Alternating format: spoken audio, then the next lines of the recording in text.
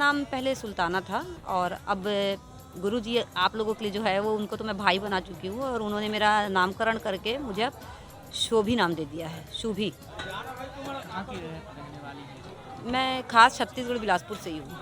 आप एक मुस्लिम समाज से आती हैं, जी जन्म मुस्लिम समाज में, जी पली बड़ी जी समाज में आपने हिंदू धर्म अपनाया। जी। क्या हिंदू धर्म में आपने क्या ऐसा देखा जो आप हिंदू धर्म में? देखिए, मेरा जन्म तो मुस्लिम धर्म में हुआ, ये सच है। पली बड़ी भी वही हूँ, होश संभालते तक के तो वही थी। लेकिन हिंदू धर्म की जो मेरी फ्रेंडशिप थी, बचपन से मेरी जो सहेलियाँ थी वो हिंदू धर्म में थी। उनके साथ मैं मंदिर जाती थी, उनके फेस्टिवल में उनके घर जाती थी और उनसे सुनती भी थी। जैसे राखी आती थी या दिवाली आता था, पूजा पाठ का जो भी तरीका था, शादी का जो 7 फेरों का महत्व है, ये सब उनसे सुनती थी। और पहले तो दूरदर्शन में एक न्यूज़ भी आता था, सॉरी वो आता था रामायण, वो देखती थी, कृष्ण जी की लीला देखती थी, ये सब भी देखती थी और मेरी सहेलियों से भी सुनती थी। सुनते सुनते मन में एक अलग सी मतलब इच्छा जागी और फिर मैं अपने घर वालों से छुपते छुपाते मंदिर चली जाती थी। जब भी मौका मिलता था मंदिर चली जाती थी और हाथ भी जोड़ती थी। तो कुछ मुस्लिम सहेलियाँ भी थी, तो वो बोलती थी कि क्यों हाथ जोड़ती है, ये तो मूर्ति है, मूर्ति को तो खुद इंसान बना रहे हैं, ये कहाँ से उनके भगवान हो गए, मत जोड़ा कर। मैं किसी की बात नहीं सुनी। प्रसाद देते थे तो बड़ी इच्छा से खा लेती थी, कोई दिक्कत नहीं था मुझे। जब आप मंदिर जाती थी, आपके मम्मी पापा जो भी आपको उनको पता ही नहीं चलता था। मैंने आस्था अपने घर से ही शुरू कर दी थी, मन के अंदर से। कितनी उम्र से आप हिंदू धर्म को मान रहे हैं? मैं 18 साल की उम्र से ज़्यादातर मान रही हूँ। बाकी तो मैं अपने घर में थी तो करती ही थी थोड़ा बहुत छुप छुपा के, क्योंकि मैं घर छोड़ दी थी ना अपना, इसीलिए। घर छोड़ने का मेन रीज़न क्या था? मैं हिंदू धर्म में आना चाहती थी तो स्वाभाविक सी बात है, मैंने एक हिंदू लड़के से शादी कर ली थी और मेरे को लगा कि चलो शादी हो गई है तो वो मेरे को अब मेरे सब पूजा पाठ में सपोर्ट करेगा, मेरे को समझेगा। लेकिन उसके घर में मेरे को मान सम्मान नहीं मिला। कभी बोला जाता था कि किचन में नहीं जाना, अशुद्ध हो जाएगा। कुछ भी पूजा होता था तो मुझे उतनी वैल्यू नहीं दी जाती थी। फेस्टिवल होता था, शादी ब्याह होता था तो मुझे उतनी वैल्यू नहीं दी जाती थी, हर चीज़ में पीछे। और कभी मुझे उनके घर से पहनी हुई चूड़ियाँ उतार के दी जाती थी पहनने के लिए, मतलब तरसती थी मैं अपने लिए। और जिससे मेरी शादी हुई थी तो वो मेरे कोई शौक़ पूरा करता नहीं था, क्योंकि वो गलत संगति में चला गया था, दारू वारू पीता था, लड़कीबाजी करने लग गया, तो हमारा आपस में बना नहीं। तो फाइनली मैं अलग हो गई उससे। आप जब हिंदू धर्म की पूजा करती थी या मंदिर जाती थी, तो आपने बताया कि मम्मी पापा मैं उसके घर में भी थी ना, तो मैं रोज़ सुबह सो उठ के नहा धो के, पास में हनुमान मंदिर था वहाँ मैं जाती थी। नहीं, आपके दरवाजे में कोई धार्मिक मंदिर था क्या आपके घर में?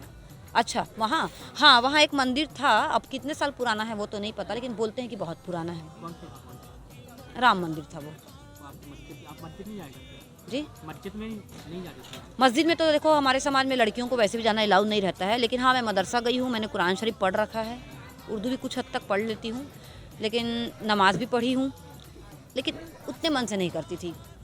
देखा देखी में या तो फिर प्रेशर में, नहीं, पढ़ो नमाज पढ़ो। मम्मी पापा तो आपको डांटते होंगे, कभी उन्हें पता भी चला होगा कि आप हिंदू धर्म से? डांटते थे, मार भी खाई हूँ कई बार। फिर भी आपने हिंदू धर्म को नहीं छोड़ा। हाँ, तो आप उस समय पे हिंदू धर्म के जो त्यौहार आते हैं उनको आपको उपवास रखते थे? होली में तो देखो हमारे में तो ऐसा बोलते थे, आज भी शायद बोलते होंगे, अभी तो मॉडर्न ज़माना हो गया है, लेकिन हम जब छोटे थे उस समय बोलते थे कि होली मतलब गुलाल। गुलाल मतलब जिसको लगेगा मरने के बाद जहन्नुम में जाओगे तो आग से जलाया जाएगा उस जगह को जहाँ गुलाल लगा रहेगा, ऐसा हमारे धर्म में हमको बोला गया था। लेकिन मैं फिर भी पानी के गुब्बारे में कलर भर के जैसे तैसे अपनी इच्छा पूरी कर लेती थी। पानी तो है। ज़्यादातर आपकी जो फ्रेंड थे कौन सी समाज के? सब हिंदू ही थी। उनके साथ आप मेरी आज तक की जो फ्रेंडशिप है सारी हिंदुओं से ही है। कहाँ कहाँ उनके साथ में मंदिरों में आते हैं? उनके साथ में मंदिरों में आने जाने लगा? हाँ, मंदिरों में लगा नहीं रहता था, जैसे खेल रहे हैं वहाँ पे सामने में मंदिर है, प्रसाद के लालच में कभी सहेलियाँ चले गई तो हम भी चले गए, हम हाथ जोड़ लिए। आप कहते हैं हनुमान चालीसा भी आप पढ़ते हाँ, हमको याद है कितनी हनुमान उम्र से चालीसा। आपने हनुमान चालीसा? हमको हनुमान चालीसा याद है। देखो पहले मेरे को याद नहीं था, पढ़ तो रही हूँ मैं कम से कम 15 साल से, याद नहीं था, लेकिन अब कंठस्थ हो गया है। कंठस्थ हुए मेरे को 7 साल हो गए। देखा जाए कि आप आज हिंदू धर्म में आपने ऐसा क्या देखा कि अपने पूजा पाठ तो आप करते ही थे और हिंदू धर्म के लड़के से आपने शादी की अपने हिंदू धर्म में आने के लिए, आगे कोई और शादी करने की आपकी इच्छा है कि फिर हिंदू धर्म में आ जाए? है ना, इच्छा है, लेकिन अभी मैं कुछ उसका जाहिर नहीं करूँगी, बट है इच्छा। हिंदू धर्म में शादी? हाँ, हिंदू धर्म ही करूँगी। महाराज जी की आप कैसे जुड़ी? अब वो तो महाराज जी आप लोग के लिए, भाई मेरे लिए तो भैया है।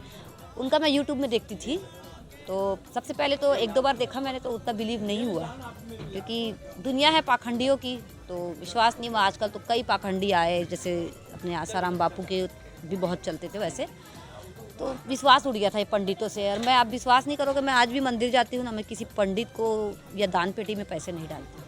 मैं पैसा अगर मेरे पास है, कोई परेशान दिख रहा है, भूखा दिख रहा है, प्यासा दिख रहा है, कोई गरीब दिख रहा है ना, मैं उसकी हेल्प कर देती हूँ। लेकिन मैं मंदिरों में पैसा कभी नहीं चढ़ाती, कभी नहीं चढ़ाती मैं, मेरी इच्छा नहीं होती। क्योंकि सबसे बड़ी पूजा भगवान की क्या है? भगवान ये नहीं बोलते कि मेरे को दूध चढ़ाओ इतने, कि मेरे को एक से एक भोग ना, भगवान को तुम भोग ना लगाओ, हाथ जोड़ो, उसमें भी प्रसन्न है। भगवान असली तब मिलते हैं जब तुम्हारी श्रद्धा अंदर आत्मा से हो। अच्छा भक्त बनने के लिए सबसे पहले अच्छा इंसान बनना जरूरी है। मैंने अपनी लाइफ में बहुत लोग की हेल्प की, कोई आज भी दिखता है गरीब परेशान, हेल्प करती हूँ। कोई रास्ते में भटकता दिखता है, छोड़ देती हूँ।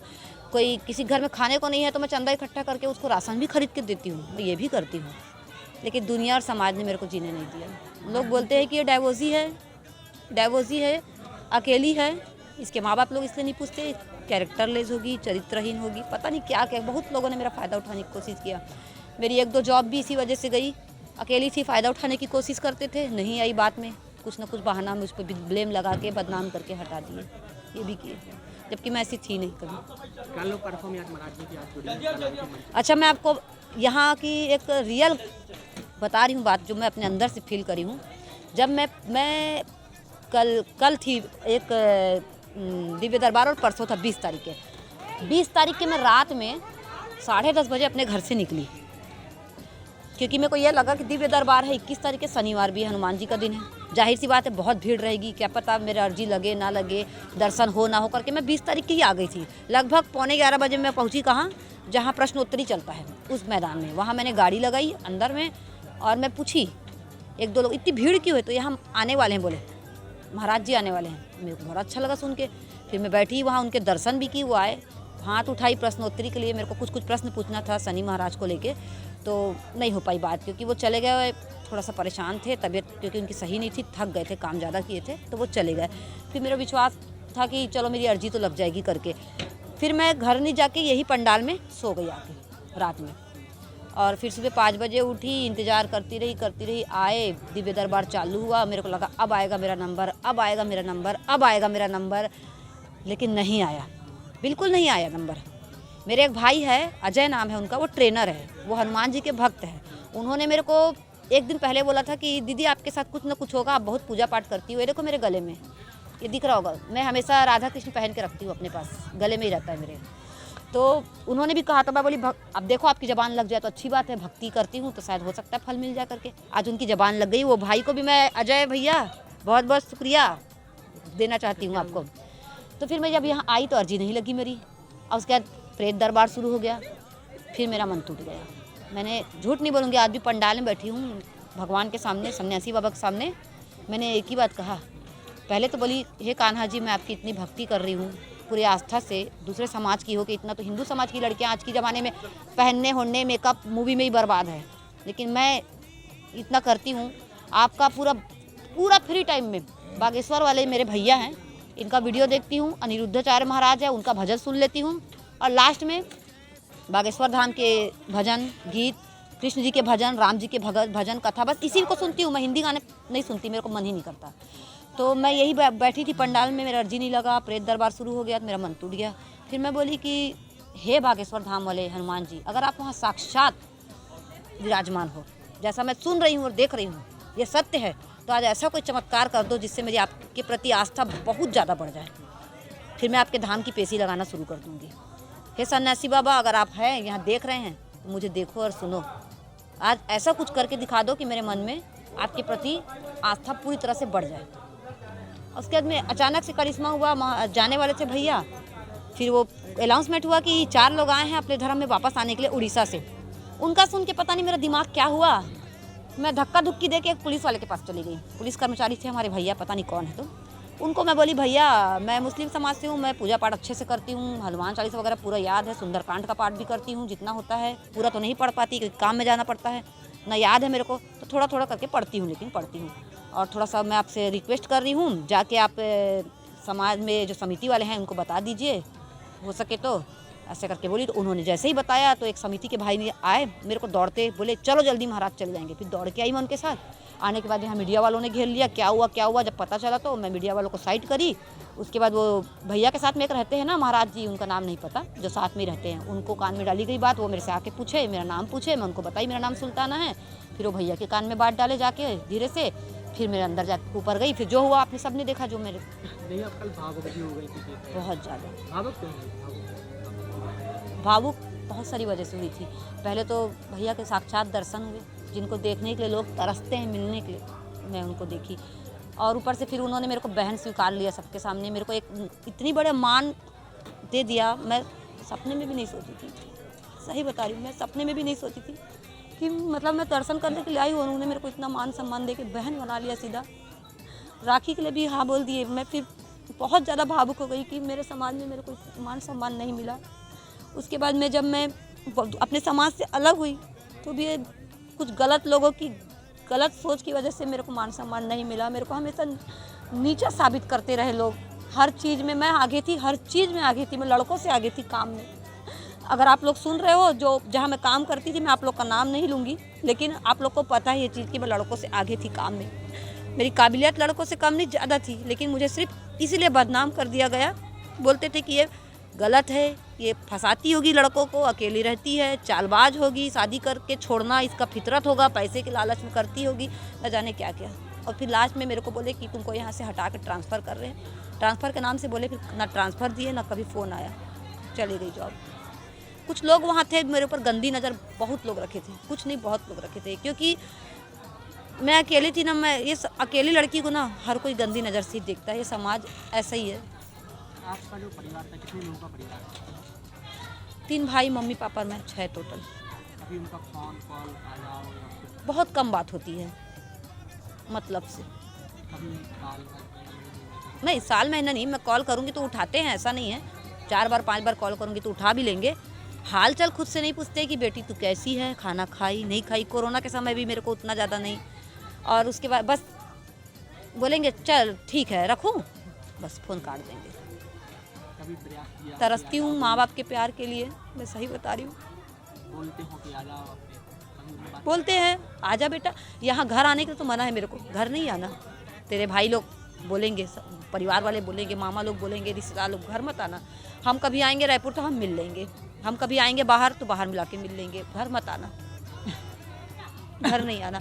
और अगर आना है तो अपने समाज में आ जाओ, शादी करवा देते हैं, इज्जत भी मिल जाएगा, परिवार भी मिल जाएगा। अब पूरा सब कुछ खो के अब जाके क्या मतलब, पहले इज्जत देना तो पहले ही दे देते। कल कर लगभग 5 लाख लोग थे जब आपने हिंदू धर्म में ज्वाइन किया, क्या कहेंगे? मैं तो यही कहूँगी कि भाई हिंदू धर्म में ही रहो, जो है वो तो सौभाग्यशाली है जो हिंदू धर्म में जन्म दिए। बचपन से उनको मान सम्मान इज्जत सब मिल रहा है, वो तो बहुत भाग्यशाली है, बहुत ज़्यादा।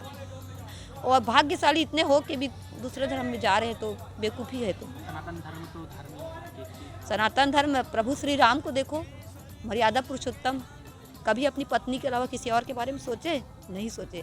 ये है हिंदू धर्म का कल्चर। कृष्ण भगवान को देखो, जब गोपियाँ, कितनी हजार गोपियों को लोग बोलते हैं, आज भी लोग बोलते हैं रास लीला रचाता है वो, इतनी सारी पटरानियाँ अरे उसका सच्चाई तो जानो, पटरानी क्यों बनाया गया है। मैं बता रही हूँ ना, किसी राक्षस ने गोपियों को उठा कर ले गया था, पटरानियों को। तो जब राक्षस से भगवान श्री कृष्ण ने वध करके उनको छुटकारा दिलाया, संहार किया, तब वो सब गोप जितनी थी सब ने हाथ जोड़ के कहा हम मरना चाहते हैं। तो कृष्ण भगवान ने साफ बोला क्यों मरना चाहती हो भाई, अब आपको हम छुटकारा दिला दिए हैं राक्षस से। बोले हम अपने समाज में कैसे जाएंगे, समाज में जाएंगे तो हमको बोलेंगे इतने दिन से आ रही है, पता नहीं तू कितनी पवित्र होगी, कितनी अपवित्र है तू। जब माता सीता को नहीं छोड़ा पवित्रता के लिए तो हमें कौन विश्वास करेगा। तो उनको मान सम्मान दिलाने के लिए वो अपनी पटरानी बनाए और उनको ये बोले कि तुम सिर्फ पटरानी रहोगी, लेकिन तुम्हारे हमारे बीच पति पत्नी वाला कोई संबंध नहीं है। ये है सच्चाई पटरानी बनाने का। लेकिन जो लोग नहीं जानते वो रास लीला है, रास करता है, ये करता है, गलत बात है। आज आपने मराठी की राखी बांधी, बहुत खुश हूँ। जो मतलब उनको छूने के लिए मना है। अच्छा, बहुत सारी चीज़ और बताऊँगी अच्छी अच्छी। छूने के लिए मना है। मेरा कितना सौभाग्य है कि मैंने अपने इन्हीं हाथों से उनको टीका लगाया, उनके मस्तक में। मैं कितनी सौभाग्यशाली हूँ मैं बता नहीं सकती। जिसको पता चला कि महाराज जी ने मेरे को राखी मतलब बहन बनाया है, वो कल राखी बनवाएंगे करके, कल भी मेरे को बहुत लोग बोले कितनी सौभाग्यशाली है तू, कितनी सौभाग्यशाली है तू कितना तू दुख पाई, कष्ट पाई, शायद भगवान तेरी परीक्षा ले रहे थे।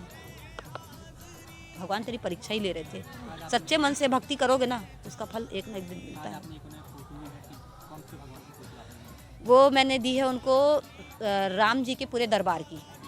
उसमें है भगवान श्री राम, माता सीता, लक्ष्मण जी है, शत्रुघ्न जी है और उनके भाई भरत जी भी हैं और उनके कदमों में बैठे हनुमान जी भी हैं। पूरे है परिवार है। आपसे बताया कि आपको हनुमान चालीसा या किसी हाँ, पूरा याद है। प्राइस में बोला है। देखिए, हिंदू धर्म का तो एक ये है कि सबसे पहले कुछ भी चीज़ बोलने से पहले बोला जाता है श्री गणेशाय नमः। उसके बिना तो कोई भी चीज़ की शुरुआत हो ही नहीं सकती। तो मैं बोलना चाहूँगी पहले तो श्री गणेशाय नमः।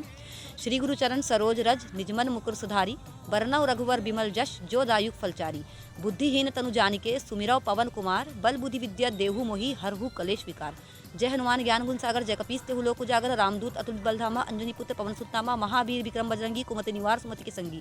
कंचन वरण विराज सुबेसा, कानन कुंडल कुंचित केसा, हाथ वज्र ध्वजा विराजय, कांधे मूज जनेऊ साजय। शंकर सुवन केसरी नंदन, तेज प्रताप महाजगबंदन। आज आपने हिंदू धर्म सनातन धर्म ज्वाइन कर लिया है। आज कल आपने सनातन धर्म ज्वाइन किया, कल महाराज जी को काफी बाद में भैया बना लिया। इसको लेकर क्या कितना अच्छा लग रहा है आज? मैं बता नहीं सकती, शायद मेरे पैर भी जमीन में टिक रहे कि नहीं पता नहीं। बहुत खुश हूँ मैं, बहुत ज़्यादा खुश हूँ।